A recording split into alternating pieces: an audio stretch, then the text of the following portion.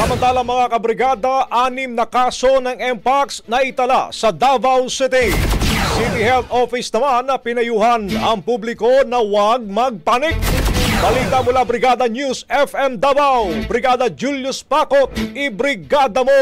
Brigada Live Report! Yes, Brigada Angel, nasa 6 ang kumpirmadong kasong naitala ng monkeypox dito sa Davao City. 2 ang natala noong nakaraang buwan at ang karagdagan ng 4 ngayong buwan.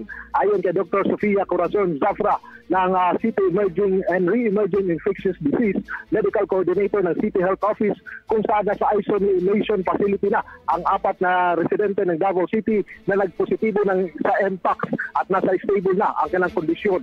Sa 6 na isa ang namatay noong nakaraang buwan dahil sa komplikasyon at hindi dahil sa Mpox. Bagamat tumaas ang kaso ng mga close contact ng mga nagpositibo ay wala namang symptoms at infections.